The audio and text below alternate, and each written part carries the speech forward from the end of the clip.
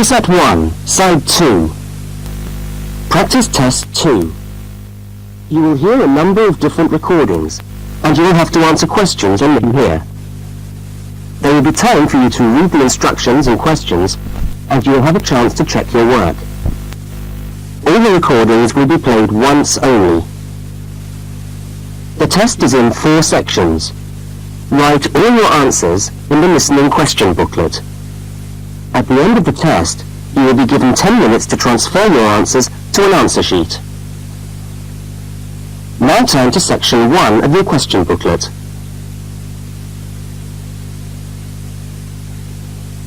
Section 1. In this section, you will hear 2 overseas students, Kate and Lukey, being interviewed by a university counsellor. First look at questions 1 to 5.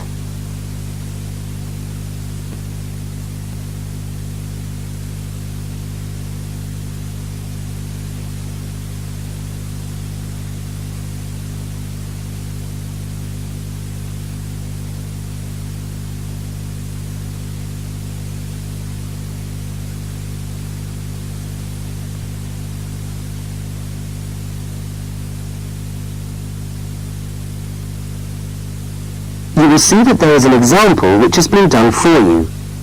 On this occasion only, the conversation relating to the example will be played first.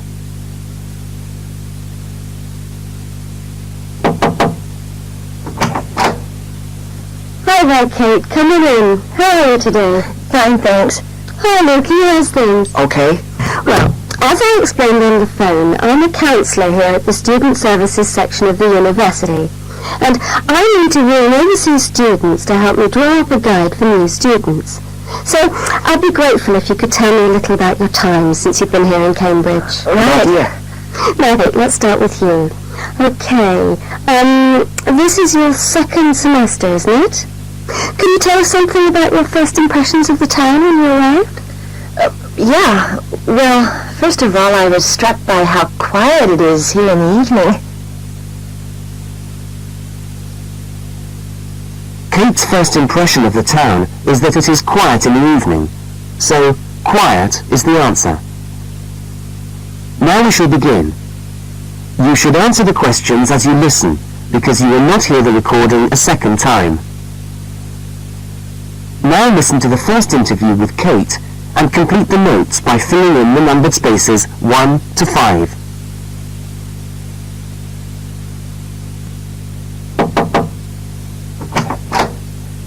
Hi there, Kate. Come on in. How are you today? Fine, thanks. Hi, Lukey. How's things? Okay. Well, as I explained on the phone, I'm a counsellor here at the Student Services section of the university. And I need to ring overseas students to help me draw up a guide for new students. So I'd be grateful if you could tell me a little about your time since you've been here in Cambridge. Right. Now, Kate, let's start with you. Okay, this is your 2nd semester, isn't it? Can you tell us something about your first impressions of the town when you arrived? Yeah. Well, first of all, I was struck by how quiet it is here in the evening. Yeah, I suppose Cambridge is a quiet place. Where did you live when you first arrived? Well, I went straight into student accommodation. It was a kind of student hostel. Ah, right. So you didn't have to worry about doing your own cooking or anything like that? No, but sometimes I wished I had. The food at the hostel was awful. Oh, dear. But how were the other students? To be honest, I haven't managed to make many friends, even though the place is full. People seem to keep to themselves. They're not really very friendly. Oh, I'm sorry to hear that. Well, what about the actual course?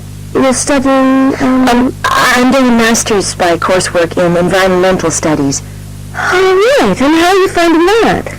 Yeah, well, it's been pretty good, really.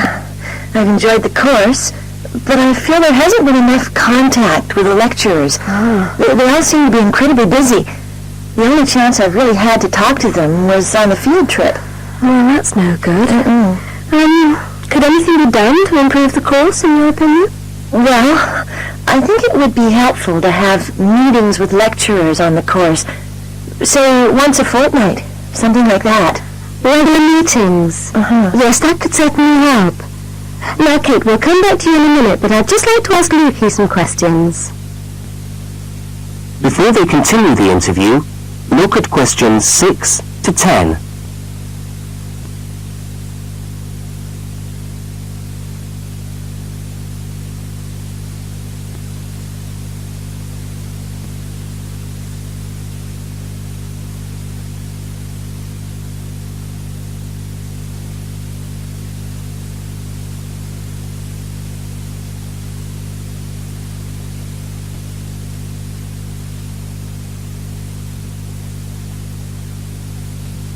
As you listen to the rest of the interview, complete notes.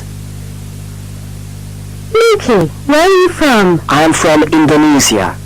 And how did you find Cambridge when you first arrived? Well, I like it here. I think the city is very beautiful. What about your accommodation? Was that okay? Yes, okay. At first, I stayed with a family for 3 months. They were very kind to me, but they had 3 young children and I found it difficult to study. Right, I see. So after 3 months, I moved out, and now I live with 2 other students in a student house. It's much cheaper and we like it there. Good. And what about your studies? What are you studying? I'm doing a Bachelor of Computing. Computing, I see. Apart from the language difficulties, if you can separate them, how have you found the course? Okay, but... Yes, go on. Well, the main difficulty for me is getting time on the computers in the computer room. It's always busy and this makes it very hard to do my practical work. Yes, I'm sure it would. Can you reserve time in the computer room? No, you can't. But it would certainly help if we could reserve computer time. Yes, I'll look into that and see if something can't be done to improve things over there. Now, let's go back to Kate. That is the end of section 1. You now have half a minute to check your answers.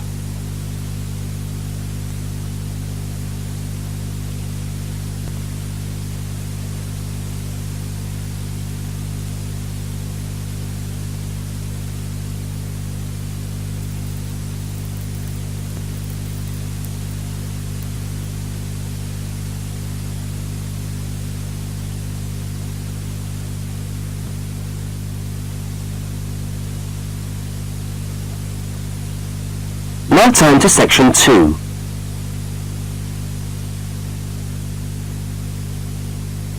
Section 2. You are going to hear a radio talk about buying a bicycle. First, you have some time to look at questions 11 to 20.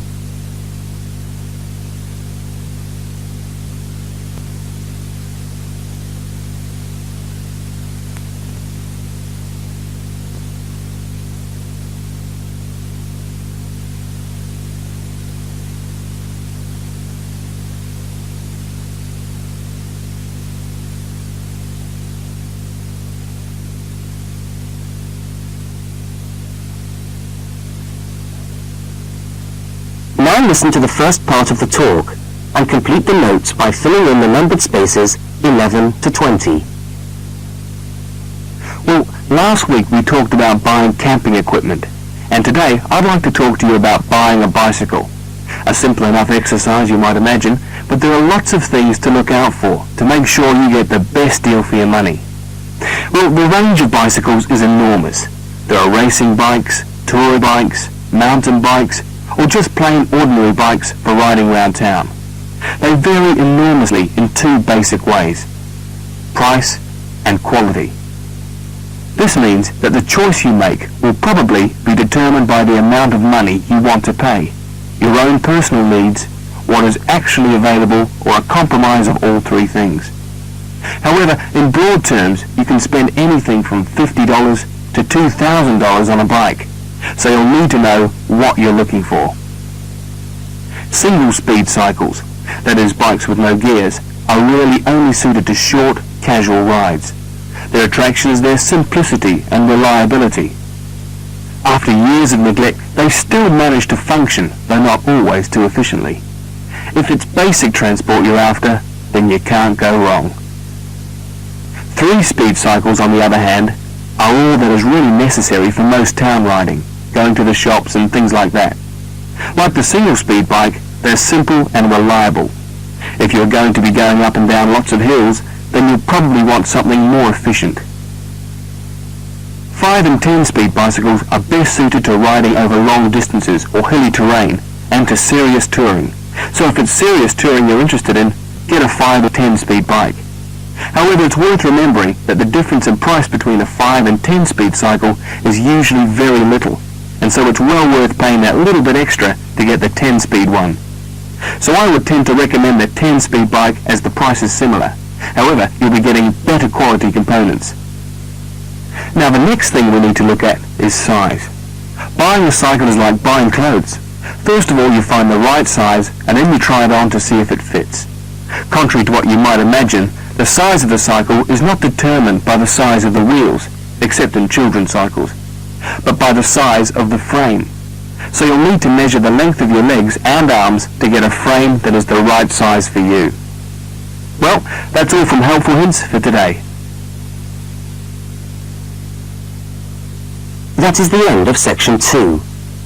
You now have half a minute to check your answers.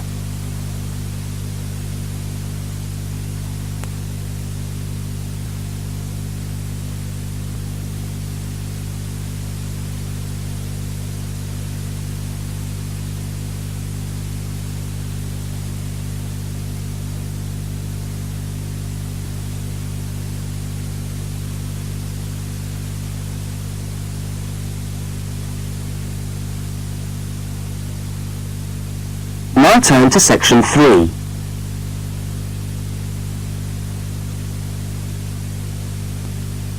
Section 3. In this section, you will hear a conversation between two students, Fiona and Martin, talking about a tutorial topic. First, look at questions 21 to 24.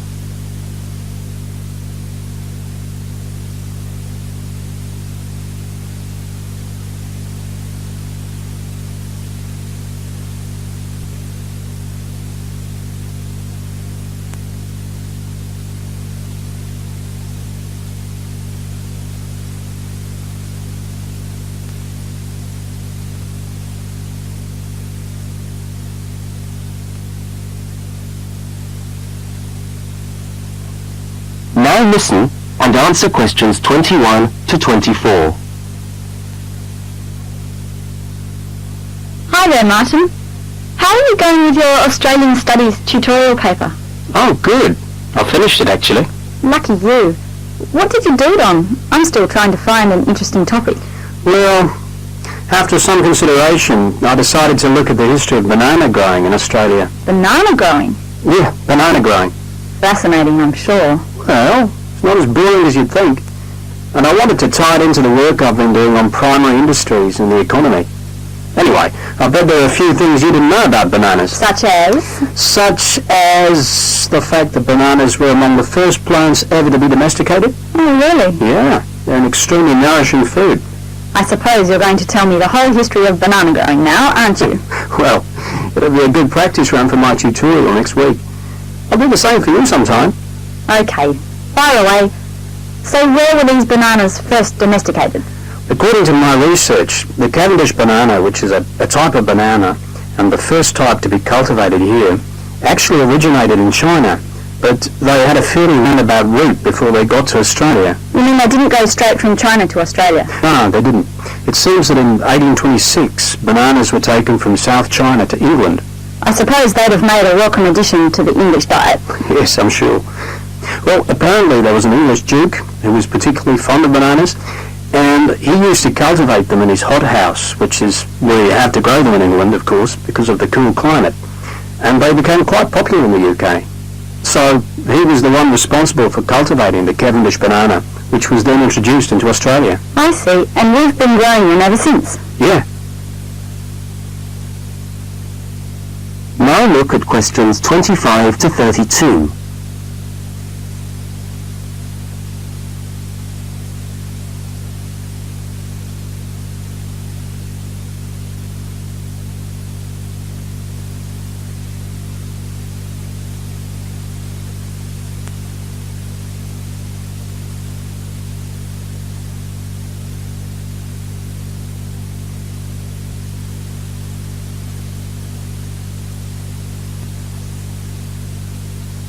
As the conversation continues, complete Martin's notes.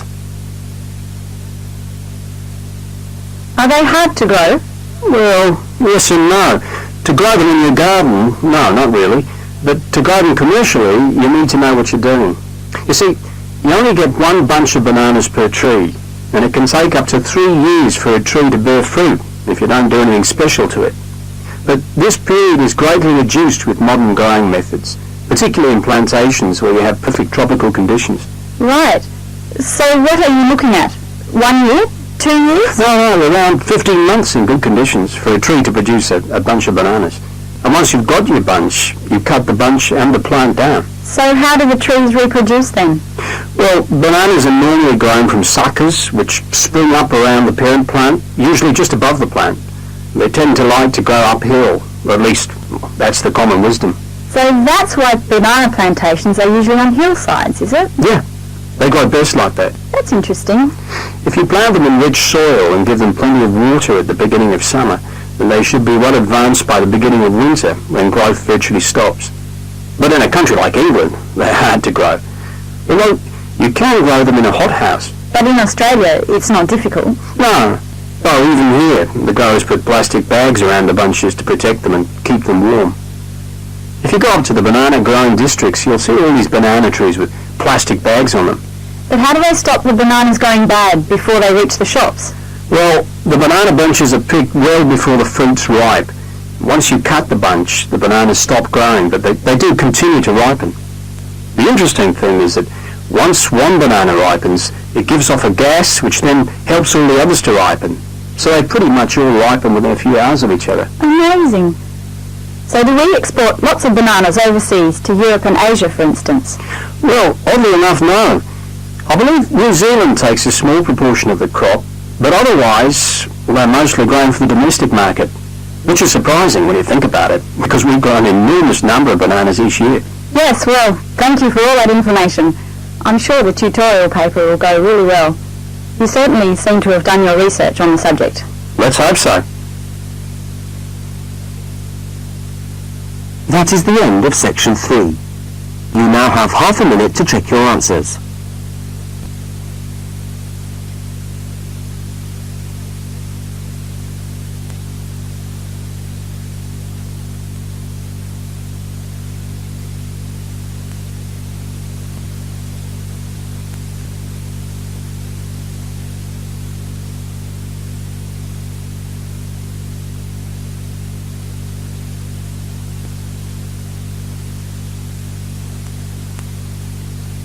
Now turn to section 4.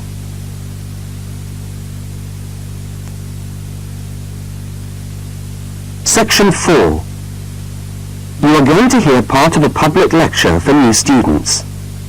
First, look at questions 33 to 35.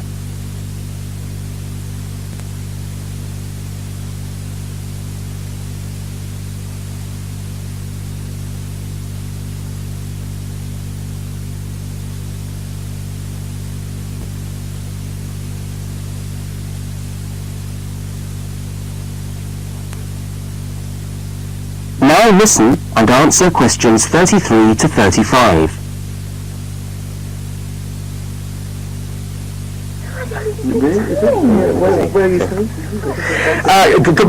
Good morning everyone, and welcome to our regular lecture on health issues. This series of lectures is organised by the Students' Union and is part of the Union's attempt to help you, the students of this university, to stay healthy while coping with study and social life at the same time. So, it's a great pleasure for me to welcome back Ms. Diane Greenbaum, who is a professional dietitian and who has been kind enough to give up her time in what I know is a very hectic schedule to come along and talk to us today. Thank you. Thank you very much, John. May I say it's a pleasure to be back. Now, stresses at university, being away from home and having to look after yourselves, learning your way around the campus, all contribute to making it quite hard sometimes to ensure that your diet is adequate. So, today, I'm going to talk about ways of making sure that you eat well, while at the same time staying within your budget.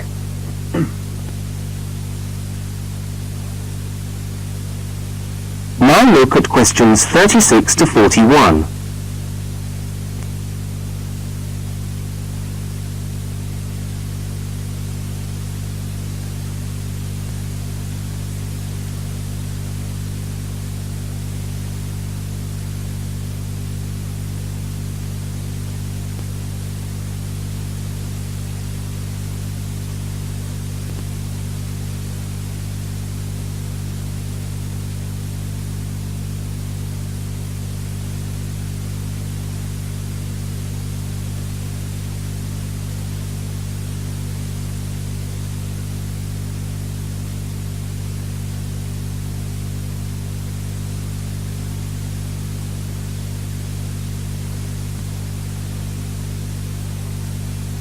As you listen to the second part of the lecture, complete the notes and diagram in the spaces provided.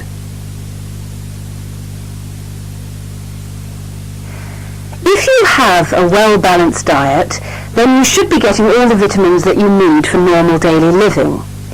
However, sometimes we think we're eating the right food, but the vitamins are escaping, perhaps as a result of cooking, and anyway, we're not getting the full benefit of them. Now, if you lack vitamins in any way, the solution isn't to rush off and take vitamin pills. They can sometimes help. No, it's far better to look at your diet and how you prepare your food. So, what are vitamins? Well, the dictionary tells us they are food factors essential in small quantities to maintain life. Now, there are fat-soluble vitamins which can be stored for quite some time by the body, and there are water-soluble vitamins which are removed more rapidly from the body, and so a regular daily intake of these ones is needed. Okay, so how can you ensure that your diet contains enough of the vitamins you need? Well, first of all, you may have to establish some new eating habits. No more chips at the uni canteen, I'm afraid. Now, firstly, you must eat a variety of foods. Then you need to ensure that you eat at least 4 servings of fruit and vegetables daily. Now, you'll need to shop 2 or 3 times a week to make sure that they're fresh, and store your vegetables in the fridge or in a cool, dark place. Now, let's just refresh our memories by looking at the healthy diet pyramid.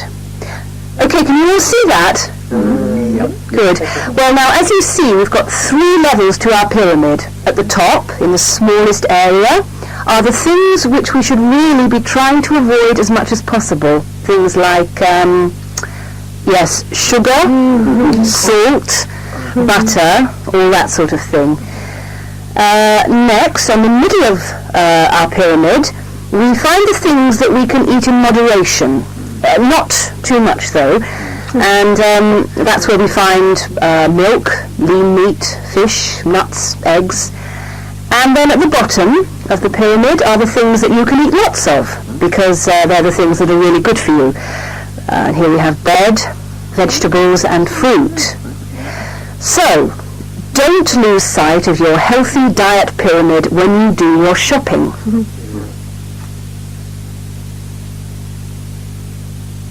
That is the end of section 4. You now have half a minute to check your answers.